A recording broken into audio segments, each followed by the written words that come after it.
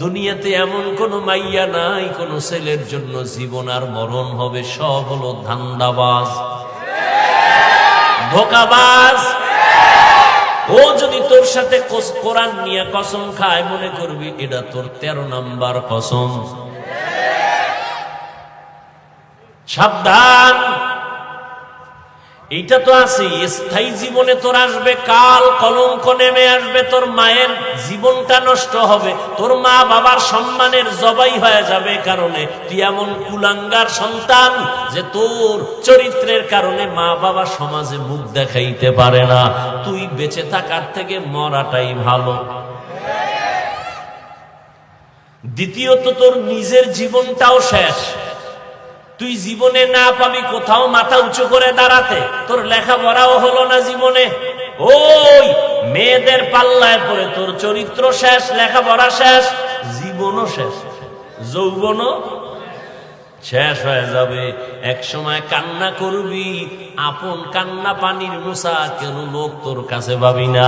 মা আসবে না, বাবা আসবে না, মনে কষ্ট, অভিশাপ দিবে, তুই মরে যা। মা বরদোয়া দিছে, জেনাকারিনী মহিলার চেহারা না দেখাইয়া মারবা না। মা চলে গেল, এবার আল্লাহর কাছে ওই মায়ের বরদোয়া কবুল হয়ে গেছে। সাথে সাথে এক এলাকার ভিতরে নাম হয়ে গেছে ওই বান্দার।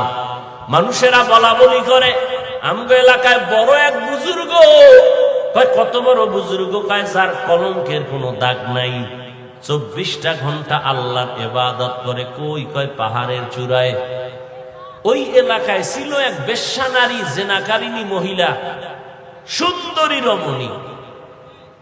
সে কয়, তোমার যে প্রশংসা করলা, যেই আবেদ বান্দা যুবক এত ইবাদত করে, কয় আমি ওর ইবাদত ছুড়াই দেব। কয় তুমি কেন? তোমার 10টা নিল, ওর জীবন যাবে, আল্লাহ ছাড়া কাউকে অ্যাকসেপ্ট করবে না। সুন্দরী মেয়ে মহিলা কয় আমি পারবো, ওরে আল্লাহর থেকে দুনিয়ামুখী করে দিতে।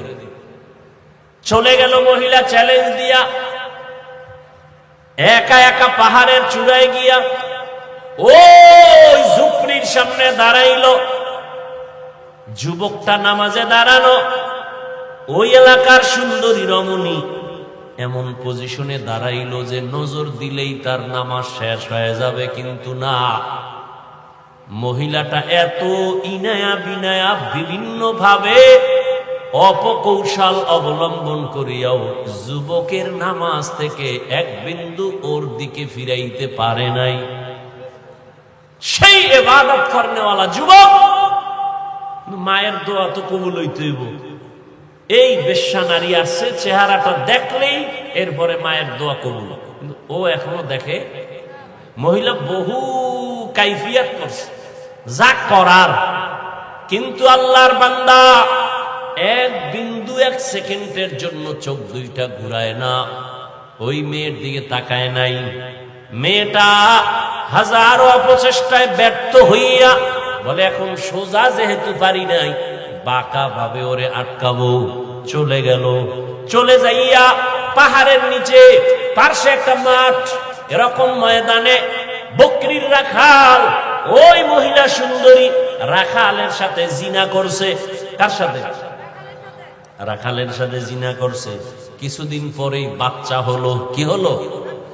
এই মহিলা, রাসূলের হাদিস, এই মহিলা বাচ্চা কোলের মধ্যে নিয়া এলাকায় ঘুরা ঘুরা কয়, তোমগো বুজুর্গের জানুনি কি হাল? কয় কি? কয় এই দেখো অবৈধ বাচ্চা ওই বুজুর্গের। বাচ্চা কার? বুজুর্গের না রাখালের? কিন্তু মহিলা যখন ডাইরেক্ট পারে নাই, এবার অপবাদ শুরু করছে। এলাকায় ঘুরে ঘুরে কয়, ওই বুজুর্গ আমার সাথে জিনা করছে, এই দেখো তার বাচ্চা।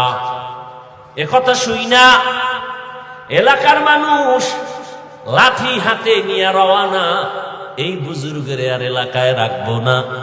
উপরে যাইয়া ঘর ভাঙছে, ভাইঙ্গা বলে তোমার ইবাদত বন্ধ করে দাও, তুমি বড় খারাপ। কিন্তু ইবাদতে ছিল নামাজে। হঠাৎ একদিক থেকে কে যেন তার শরীরের উপর একটা টাচ করলো। চিৎকার দিয়া কয়, সাবধান, কি হয়েছে বলো? বলে তুমি জিনা করেছো, বাচ্চা হয়েছে। জিনাকারী নারী এলাকায় ঘুরে বলে আল্লাহর জাতের কসম, আমি 1 সেকেন্ডের জন্য কোনো গুনাহ করি নাই, কবিরা গুনাহও করি নাই। বলে কে? বলে ওই মহিলা। কয় আনবানি আমার সামনে। পারবা? কয় পারবো। কয় রেডি হও, আনো। এইবার আল্লাহর বান্দা ওই মানুষ গিয়া মহিলারে রেডি করলো। পারবা বলতে আবেদের সামনে, বুজুর্গের সামনে। কয় পারবো। কয় চলো। পাহাড়ের নিচে এসে সব বসা। আর এই যুবক কাঁদতেছে, আল্লাহ না জানি মায়ের কারণে তুমি আমার উপরে বেজার হয়ে গেছো, কিন্তু তোমার কাছে আমার দাবি, জীবনের একটা সেজদাও যদি তোমার কাছে ভালো লাগে, এর বিনিময়ে তুমি জিনার এই মিথ্যা অপবাদ থেকে আমাকে হেফাজত করো। বাস এবার নিচে নামছে। নাইমা মহিলা এত বড় বেঈমান, সবার সামনে বলে এই পুরুষ আমার সাথে জিনা করছে। এখনো আমার দিকে তাকা, তোর সাথে কে জিনা করেছে? বলে তুমি করেছো। বাচ্চাটা দিবে। বাচ্চাটারে কোলে আনলো এই আবেদ বুজুর্গ। বাচ্চাটারে কোলে আইনা মনে মনে মালিকের বলছে, মালিক তুমি সত্যটা প্রকাশ করে দাও। বাচ্চাটারে কোলে আইনা সবার সামনে বলে, বাচ্চা তুই শিশু, কথা বলতে পারো না, আল্লাহর হুকুমে তুই বল তোর বাবাকে। সাথে সাথে দুধের বাচ্চা জবান খুলে গেছে, ডাক দিয়া কয় আমার বাবা হলো রাখাল।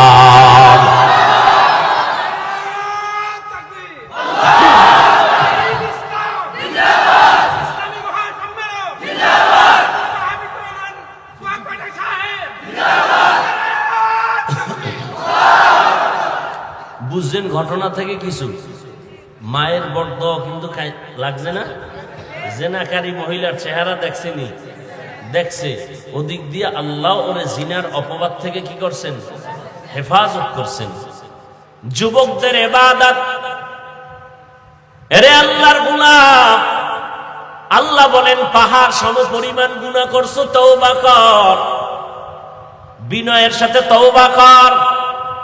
ও যুবক, আমি আজকে তোমাকে কত বিনয়ের সাথে বলতেছি, তুমি মনে করতেছো হুজুর আপনি কথা বলেন সত্য ভালো, কিন্তু এটা কি সম্ভব নেই? আমি মাত্র ক্লাস 7-এ পড়ি, আমার আব্বা বিবারিয়া শহরে ব্যবসা করে, আমার বাবা আর্মির চাকরি করে, বিডিআরের চাকরি করে, আমার আব্বা বিদেশ থাকে, আমার আম্মা জেনারেল লাইনের মা। আপনি কি বলেন এত তাড়াতাড়ি আমি দাঁড়িয়ে রাখবো, এত তাড়াতাড়ি নামাজ পড়বো? কথা ঠিক আছে, তবে এটা কি সম্ভব? ও বাবারা একটু খেয়াল করো, তোমার মতোই তো কত যুবক স্কুল কলেজে পড়ে 5 বেলার নামাজ পড়ে আসেনি। তুমি কেন পারবা না? তোমার মতো যুবক গতকাল প্রায় যুবক মাঝে মাঝে আইসা কান্না করে, হুজুর আমি আর জীবনে দাড়ি কাটবো না, আমার মাথায় হাত দিয়ে দোয়া করেন, আমি আর জীবনে নামাজ ছাড়বো না। একটা যুবক পাগলের মতো কান্না করে আসলো, হুজুর আমাকে একটু মাথা ধরে দোয়া করে দেন, আমার মতো খারাপ মানুষ এই জমিনে আর একটাও নাই, আমি তওবা করতে চাই, আর জীবনে কোনো গুনাহ করব না। ও যুবক বাবা, মানুষের মনে কিছু শখ থাকে, আশা থাকে, আমি সিনেমায় যাব, আমি পার্কে যাব, আমি আড্ডা দিব, এই যে কিছু কিছু শখ, এগুলো তো টুকটাক করছো, করো নাই? পার্কে গেছো, এবার ফিরে যা, আশা তো পূরণ হইছে, আর কত? মইরে গেলে আর কেমনে যাবি? ছাত্র জনতার আন্দোলনে কত যুবকের প্রাণ চলে গেল, তুইও তো যাইতে পারতি। ঘুমের ঘরে কত মানুষ মরে যায়, তুমিও তো মরে যেতে পারো। সিনেমা হলে যাওয়ার আশা, গেছো তো, এখন ফিরে যাও, তওবা করো। বন্ধু বান্ধব নিয়ে আড্ডা দিছো, এখন ফিরে যাও। মা বাবার সেবা কর, জীবনটারে কাজে লাগা, ফুলের মতো জীবনটারে নষ্ট করিস না, ফুলের জীবনটাকে নষ্ট করিস না। তোর লেখাপড়ার টাইম ব্যয় কর, ঠিক মতো লেখাপড়া কর, মা বাবার খেদমত করে দোয়া নে। শিক্ষকের সাথে ভালো আচরণ করে দোয়া নাও। আজান হয়েছে, নামাজে দাঁড়াও। জিহ্বা দিয়া কাউকে গালি দিবা না, আঙ্গুল দিয়া কারো বিরুদ্ধে লেখবা না, জবান দিয়া কারো বিরুদ্ধে কিছু বলবা না। আলেম ওলামা পাইলে দোয়া নাও, নবীর তরিকা মেনে চলো। মনেরে নিজেরে বুঝাও, রে মন, আমার মতোই তো যুবক স্কুল কলেজে পড়িয়া যদি নামাজ পড়ে আমি কেন পারি না? আমার মতো যুবক যদি চাকরি করে, ব্যবসা করে, রাস্তায় গাড়ি চালায়, নামাজ পড়ে আমি কেন পারি না? আল্লাহ তুমি আমারে কবুল করো নাও। আমি আজকে থেকে আর দাড়ি কাটবো না, নামাজ ছাড়বো না, বেপরদায় চলবো না, আর মা বাবারে কষ্ট দিব না, নবীর তরিকার বাহিরে চলবো না, উলামায়ে কেরামের পরামর্শ নিয়ে চলবো। সবার কপালে তওবা নসিব হবে না, সবাই তওবার দরজায় ফিরে আসবে না। আবু জাহাল নবীজির 13 বছর দেখলো, বয়ান শুনলো, কালেমা নসিব হলো না। আর ওমরের মতো বান্দা 27 বছর বয়সে তরবারি নিয়ে যায়, মদিনার নবীর কল্লা ফালাবে মক্কা নগরীতে। ওমরের কত শক্তি, 27 বছরের যুবক যাইয়া হঠাৎ মাথা নরম হয়ে গেছে, দিল নরম হয়ে গেছে। নবীরে গিয়া কয়, নবী আমারে মাফ করে দেন, আর ছিলাম আপনার মাথা কাটতে, আপনি আমার কল্লা ফালান, তবে আগে আমারে জান্নাতি বানায় দেন, কালেমা পড়ায় দেন। সেই 27 বছরের যুবক ওমর আল্লাহর নবীর হাতে কালেমা পড়িয়া তো দামি হয়ে গেল। এখন ওমর যেই পথে হাঁটে, ওই পথে কোনো শয়তানও হাঁটে না। এ যুবক, মোবাইল তো চালাবি, জিব্রাইলও যদি আসে, চালাইস না, কালকে ঠাডা ভরবে তোর মাথায়, এরপরও তুই ফিরবি না, যে ঠাডা পড়ুক মোবাইল অবস্থায়। যেহেতু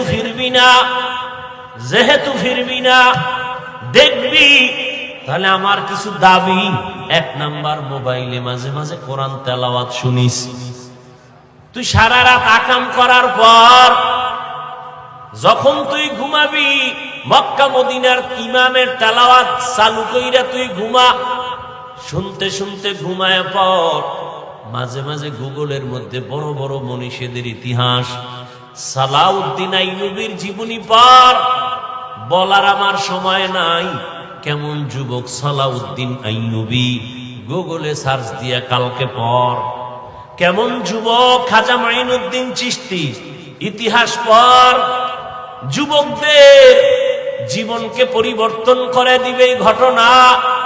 এরে আল্লাহর বান্দা, কয়দিনার হায়াতের বাহাদুরি, কয়দিনার সৌন্দর্যের বাহাদুরি, কয়দিনার যৌবনের বাহাদুরি।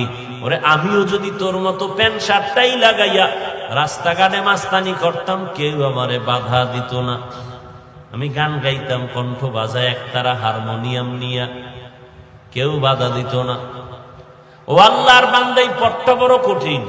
টুপির কারণে, দাড়ির কারণে কত মানুষ গালি দেয়, কত বাজে কথা কয়। সরকার থেকে শুরু করে, মুসলমান থেকে শুরু করে সব বিধর্মীরা আমাদেরকে চামড়া তাড়াতাড়ি মরে যায়, বয়ান বন্ধ হয়ে যাক, মাদ্রাসা বন্ধ হয়ে যাক। কিন্তু আল্লাহর শুকুর, দুশ্মন নিপাত হয়ে যায়, আল্লাহর কোরআন ওয়ালাদের কোনো ক্ষতি করতে পারে না।